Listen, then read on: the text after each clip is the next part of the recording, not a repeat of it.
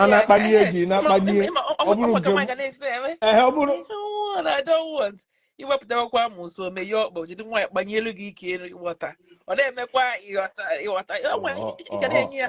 You but not like a qua. Ain't not like probably like come wine name. You never one ibu good girl. You go see qua.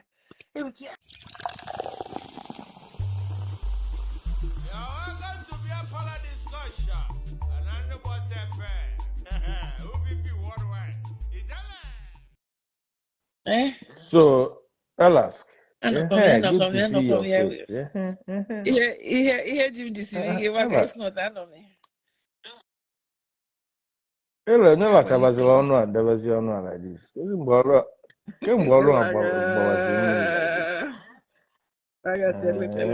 Alask. Also, much. Igbo mo, what Igbo land mo. Akwa ka ni ana ebe asisi. Enwere angre. Kere Igbo di. Nene anu. Igbos. Kere ebe ọ nọ. Biko on a more serious note, nkala anyị nọkwa na-akpa dị serious. I was driving somewhere. Yeah, the whole gist. The whole gist. But hela cheka njụ oge ka ị ga-esi ghọta ya real quick. I believe no onwe nwoke ga-aja amụ ya aka gbatịa ma gị na ya na-eme ka ya dachi obi abịaghachi ịgbatị ike like ị na-asị ọbụzikwa kezi ya na-emezi dachi onwe extra election extra election nwoke ị na-agbatị nwoke chọrọ lọtụ ọ ga-alọ otu weda onwe extra nwoke bụ nwoke ọ ga-alọ otu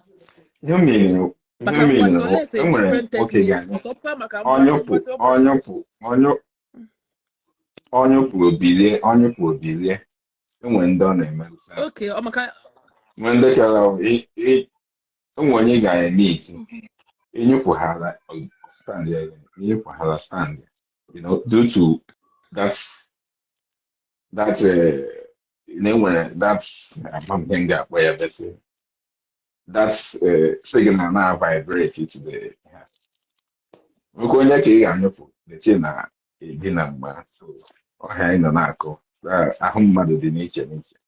Okay, ngwa ka njụ ọgụ Gabriela onwe nwoke ga-agbagharị mmiri karịa ibu nwoke m ga-afụ wee gbalụ mmiri that's the really mmiri depend ka nwoke si wee mee ya ịgba mmiri m depend on the activity of the nwoke not na on the personality. Personality dị iche okay, all depend on activity ya personality amụ nwoke bụ nwe personality nke ya iche nwoke nwekwa personality ya nke ya iche is different from the personality of a man because onwe nwere ike ịbụ a gentleman mara amụ ya dịrọ. Do you understand? So ka onye ahụ ọ bụrụ nke ngwuwa ka onye ahụ si ga-esi wee dunye tap ka the thing ga-esi wee mee.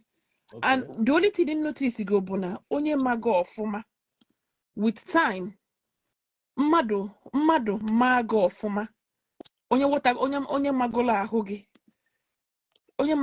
gị watagolo ahụ gị very well ọ mago ihe ọ ga-eme gị mmalụ ebe ọ ga-eme gị ihe niile ọ chọ wee na-eme.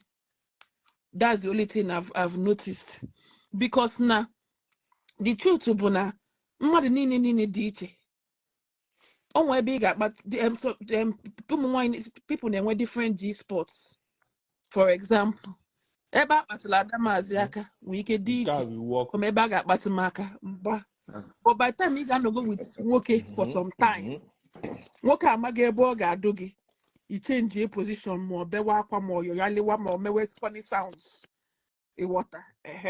So for me onye study ahụ ọnwa ndị ọ ga-abụ nwa nwoke ị ga-eme iti taa onwe ka ọ ga-etikpakwa gị aka gbaa enyụpụ nyụọ ọfụma gbaa mmiri nwa gị na ya ga-anọ 1 week 2 weeks yes achọtabere ebe nwa before chọta ebe ahụ ọ ga-eme gị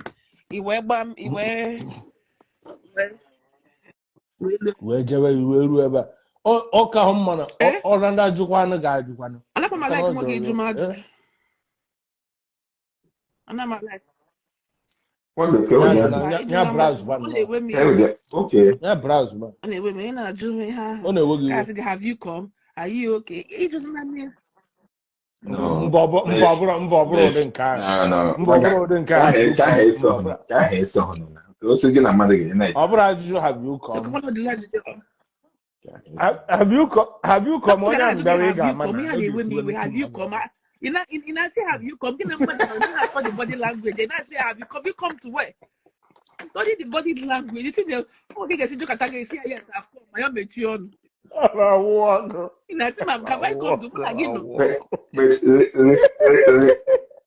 research mere on that gosiri na nwoke na-consider ahụ nwaanyị first bụ onye na-ajụkarị ụdị ajụjụ a because you have to ime ka nke nwaanyị dee ede first because gị na mmadụ nọ ị ga-eme onye ahụ ede ruo ka ube so ma gwara amalụ na ya Have you abụghị come? ezigbo Have you come? ajụjụ Most of them, most of them, no most of them, enweghị ezigbo they can't ajụjụ go her. So how to okay to her? Yes, has wake. Has dig it. yes Have you go come? say You say yes.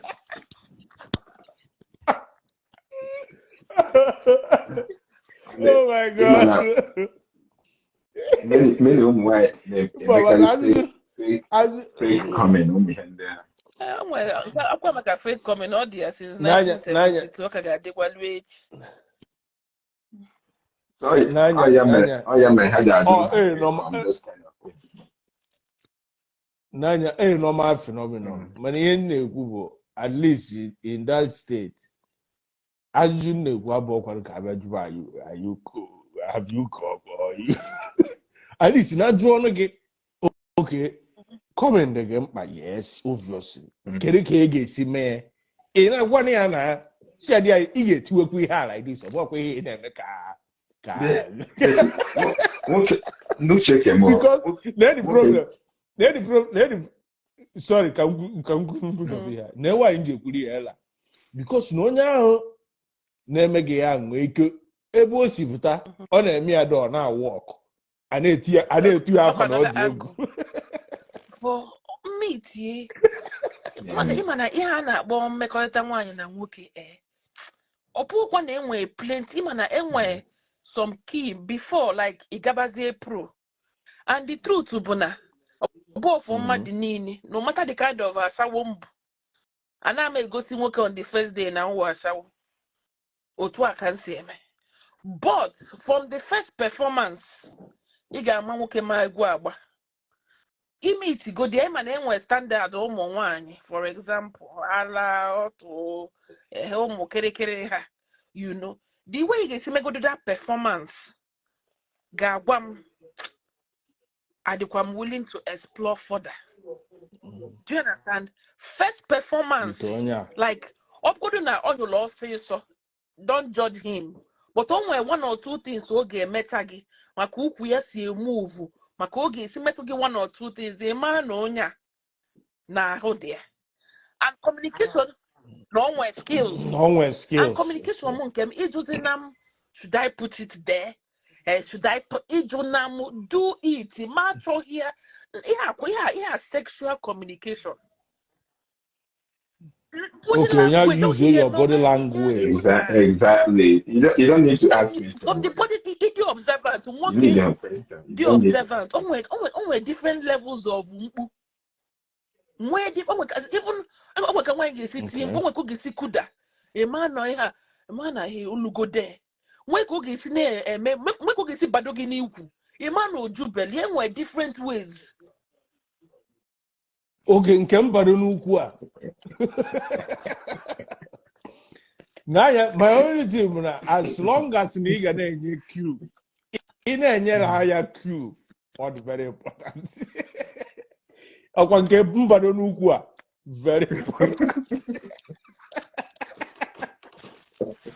na-agwa gị eziokwu oge mmeghere ebe imegide jam ahụ gị n'ukwu jam dadọ na-adọnyezi gị adọnye jizi aka it's for me I believe in the more you go okay person are the observance that is the most important thing so that you gonna monitor the reaction. Me and probably Metulaka, you have to be very, very observant and monitor the reaction of that place. So okay, you can say be very, very observant. But in Kibia Joa Dizuma, Joa exploration is by trying to do adventure on the person, not trying to ask questions. No. I'm not going to him. I So that put is you over a couple. Oh, my God, it's easy. I'm I think I'm one. On a more serious note, ọ ka mma otu esi ekwu ya ka onye ọbụla mara nke na-awọkụ because ọ nke na-awọkụ bụ nke a na-ekwu okwu yeah. at least from ihe a na-ekwu at least ọ ịbịa ido onwe arụ anyị na-enene body language imego ịkpa aka ebe ige ntị ije ebe na-anya oke eche oke ebe a the thing nọ there bụ as long as ị na-enyekwa the crew your time mean according to aka na-akpa ọbọkwa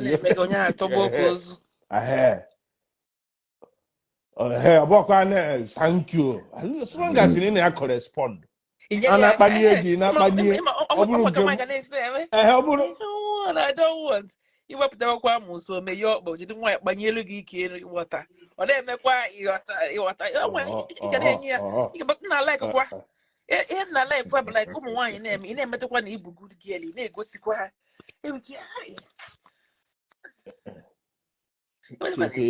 metụkwa na ibu mana ịma na ọ dị possible na inwe gere mere mmadụ ibu good girl that face door lanye gị dekatu ọ na-adị mma lapta ya gị n'ime ozugbo ịma mmebe iji bụ onye abụọ ebunite ugwu ụmụ nwoke kọzọ ọ na-enyelụ ha aka kọzọ ịma na nwoke fogi as good girl wee laa gị level 2 ọ na-eku na ịfọnasa ọ bịagbazi ọzọ ọkwado ọrụ gasị ọkwa this girl na-eme ya pepe ịghọta igbu ya nkịtị second day don't be in a hurry third day igosikwa ya na ihe ahụ ọma na ịmatụkwu ya enwere level 3 ọkwa mụnwa maybe this girl ọma na the girl abụgala banko since 1952 okay miti okay hi guys no now you know oh my god ifiri a na-agwa gị na afiri a na-agwa gị na ọ bụrụ iru oge ati ọ dị ka ịdị egwu ka ọ kwadokwa bịakwa again menyere gị na ịgbanyụkwara ọ try ọ bụrụ na ọ dị ọ try ịbịakwa again ịgbakwarịkwarịga ọ na-atụ mana mbọsị onye ka ife iro onye win maachị ma na mmenyere ka a na-emere gị mụsị onye a ga-ewepụta obi laa gị ọtụ ka o si dị ya gol obi ga-amapụ gị gasị ohere gị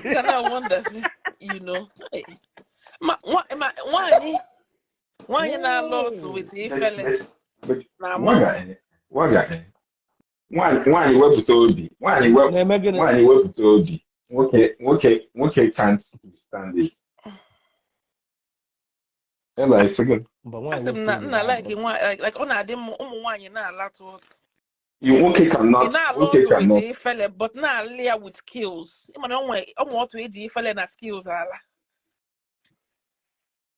ị na-emekwa na ị na-eme ifele site ịnọdụ ya n'elu ị na-emekwa na ị na-eme ifele wee na-anyakwu ya ihe ị na-anya wit ezigbo movement ị na-emekwa ifele anyị na-emekwa uchikwa anya gị wee na-egwu the same face onye a nwe this face nwe this body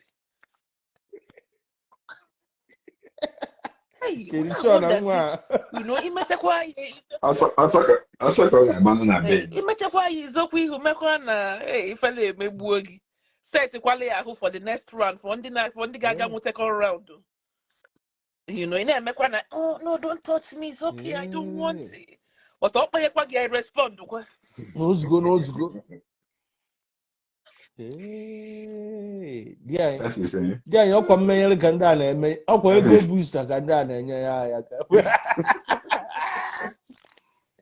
ndị agwa aka ga na-enyere anyị ndị akpọpe life ọtọ ọsọ ga-atakwa ahụ. Now, ha just na-eme. Okay, Mm. Ella ka m ghọtake n'ihe a na ka o doo everybody anya.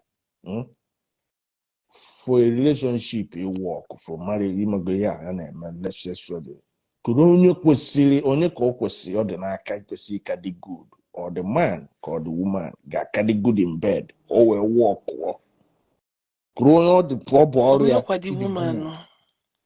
Because The woman. all the woman, ga-adị good ụmụ Yeah, nwoke yeah. bụ afọ The eju. woman. need good. Yeah. Ụmụ nwoke bụ The woman. afọ eju. Because waga ị ga-afụ nwa girl ịlaa ya ezigbo ọtụ tata laa kwukesie ya ọfụma ọ na-anyụ mamịrị ọ na-afụ ya ụfụ. My girl adịgo okay at least for the next 2-3 days. Ọ dịgo okay. In fact ọ nwere ka mebe ọ gaa ụlọ ọnọdụ sọ wee gịnị a na-ekwu okwu onwe ọkụda akpata oyi ya wuo ya n'ahụ ọbụla action imeli ya ede ego bụ ihe ka juli ya ahụ. Do you understand?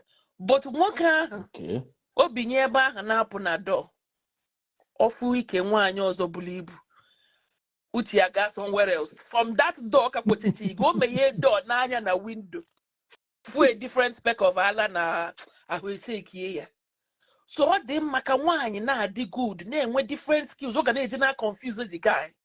Ọ bịa tata ọ mee ya a different skill taa ọchee na ọchịọma mere ya o mee ya n'abalị ife ọma ka ọchịọma o mee ya n'ụtụtụ o mezie ya n'abalị ọsị Amuche ka ada mma bụ ha ị na-enye ya different styles different things. Don't let him predict you. Ọ bụghị every day. Especially ndị nọgo na relation like ha na-eme every day missionary every day ha chọzie ime ha yes atọ nọzi azụ ọbụlụ dog ịma na okwu agwụ ha ga ha na bed ọnwa ihe ọzọ na change itu ya ọmụkọta iji tiri egwu ọ ga na-asị bịa. But waga ihe ahụ anyị kwuru oge ahụ sọ na nsị enwe onye ị ga-eme iti you cannot that is onye ahụ mechaa gị i create that memory that ebe ọbụla ị nọ ị gbara ọsọ na-aga n'ụlọ. So on that case it's better ka nwaanyị na-perform ọfụma so that you can be able to hold the man as ransom, just like what Ella is saying. Now here comes the big question. Ma nwoke a na-perform ọfụma nwaanyị ọ ga-anọkwa nwaanyị ama njiri maka ya nwa na-egwuri ọfụma nwoke niile kwa ịdị na-apị ọkụ. Nwaanyị niile dị iche. Most women ị na-afụ most women they can actually when they ga manage sex. When they ga manage that is why ị ga-afụ ụmụ young girls ahụ na-anụ ha ọkụ 18 90 20 30 years aje na nwoke 54 56 onweghị na-achọ ịgwa m na nwoke 56 aka nwoke 34 ahụ ọkụ. It's not possible. But yes, that man now ihe ga-emezi ọdị iche bụ na oge eji love and care wele ego na-emezu. So most times women can actually bear all those ones. They can manage. But nwoke ji ego kedu ihe ọzọ nwere ị ga-enye ya? Most Nigerian, let me not say Nigerian men, very like to be in control. Na abụghị ezigbo otu ga mee peace of mind. Ọ gata bata yipụ ya coat si na nne ya digo ready. Ihe side chick ya ga-emekwa ya inwe inye ya garị n'ụlọ. Side chick enye ya coconut fried rice. Okay, so now n'ihe nwoke n'idi ya jidere ego nwaanyị jide skills jide ego jide care and attention jidezie manageable. So what's the topic though? Okay, manageable. What is a simple question. Who needs see for everything to be okay? Who needs to be good in bed? I think the both has to be this, the same, because I cannot have my man not being good with me. I mean, because I don't want to shit on him. Like he got to bring his game. If I'm bringing 100% game, he got to bring 100% too. So I don't, he got to be feeding me. So I don't got to go anywhere. Oh. Okay, so if he's manageable in bed and really Yeah. caring, will you still leave him? I Manager. will Go to if he's if. But damn, how am I supposed to like? How can you do that yeah, I though? could people land now. I don't know why IG is doing this. Oh. They're about Oh, No, you don't I'm want, like, you it's not can't about marriage. manage. If I'm married to someone, like, how long am I gonna manage now? Come on, it's too serious. If I'm If you're married married and to my someone, guy is not you doing can't good, manage. then it's a problem now. It's a big problem. Hey. I have suffered that So before, and I don't want to suffer that you again. can, Yes, no, hey, it's too much, to hey. suffer. But you on your own side, you are I'm sure you are Eris. good. You are covered. Waga You are what? good. I am covered 100%. I You don't are got covered. anything to. I don't want to. Thank you, Sarah. I don't want to manage. Like manage what? Manage penis? Ping ping? Like trying. I mean, I can't manage. What is there to I be can't managed? manage. If I'm looking good for you, I'm doing you good. You gotta be 100% good too. It's not just. I'm sorry. I just can't. I can't. I'm sorry.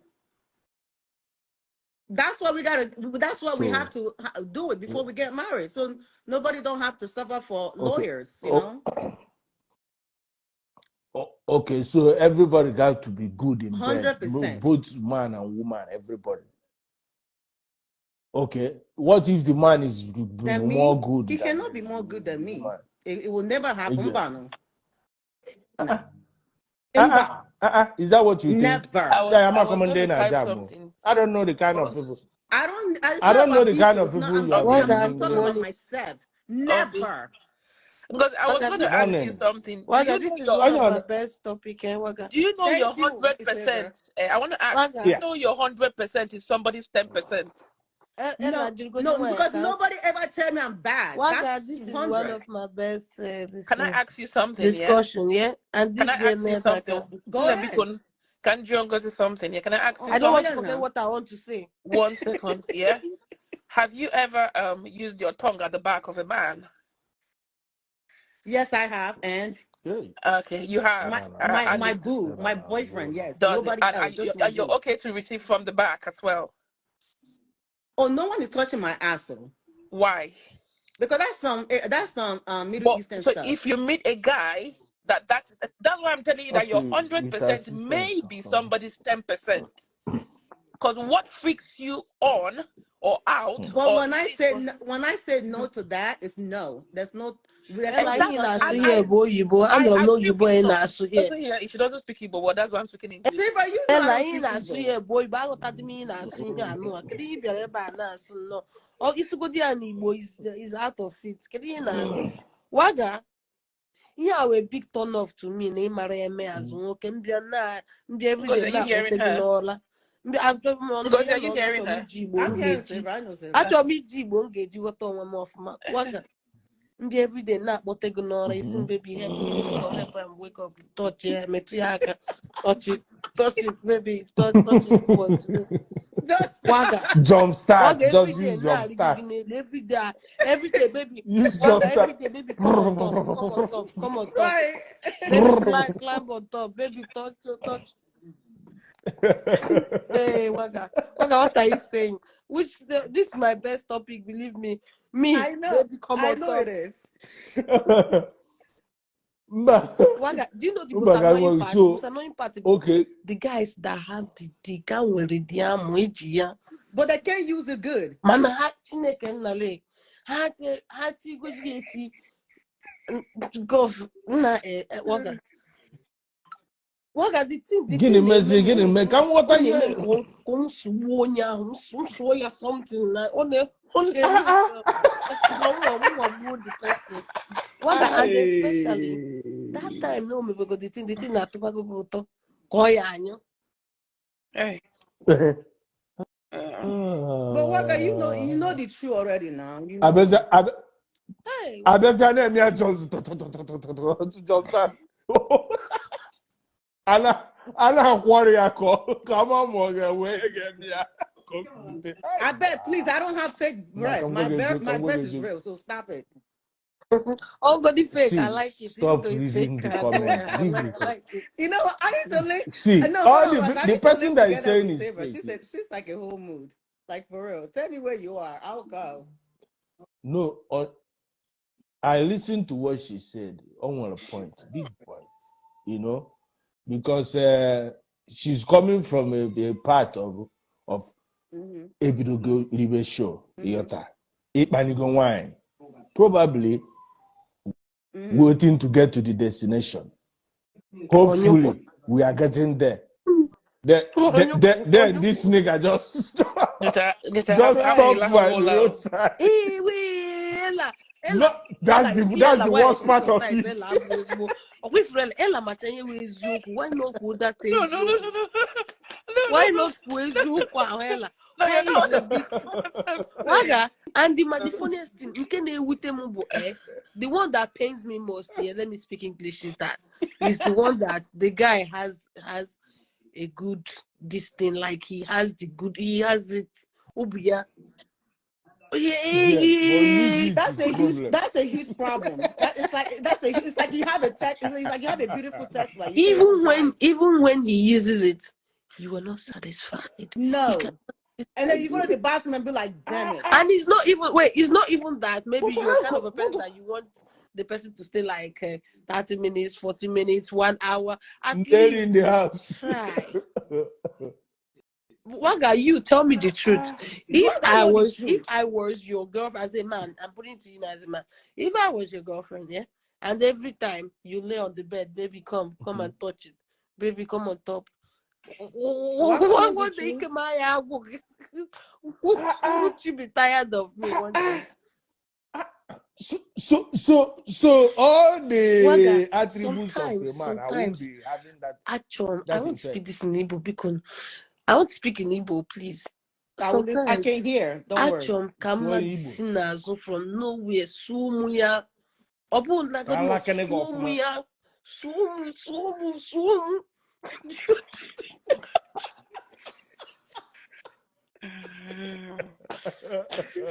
I can't. Waga. I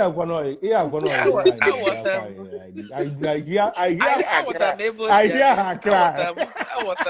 No, this is a whole different mood. Sorry. Come back. Come feel like a woman. No that something is happening. Something is happening. No way, you make no mistake or make or paranic and sim sigim tiempo.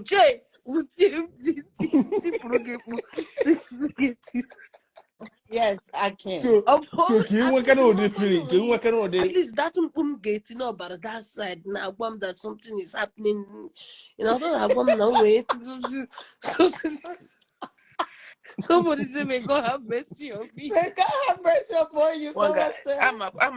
I'm an active, functional, easy one, maloma. But come and get one ikbulu, sulum pompo baba. Come when get ogonogo na lol. I'm telling you. Come and get one a stout, short ikbulu amo. Come when get ogonogo na lol. You may never understand the frustration of Amu to be experienced. Waga. Yeah, no, Ella it's like Ella don't mind in all the time. No, she doesn't. Also, no, you get someone no. Nazo ebe kwon. Okay. Okay, guys, go na-eme because onye anyị nwere ikike. Kezi ị na-eme wute onye na-enwe ọka mmanụ nwere nwoke dị 60 years bụ ego. Maybe experience be modeling car, so I Waga, can. Okama, instead of moving with a young guy like that, Okama, I'm not old man, this is like Ned, Woko Diego, like Tony Lume, Mauke, now I'm sure, this thing, Louis Vuitton, I'm sure Chanel, everything is there for me. I'm sure you use any command on. But that arm is representing those things. I'm at the arm. They like in a whole different shit.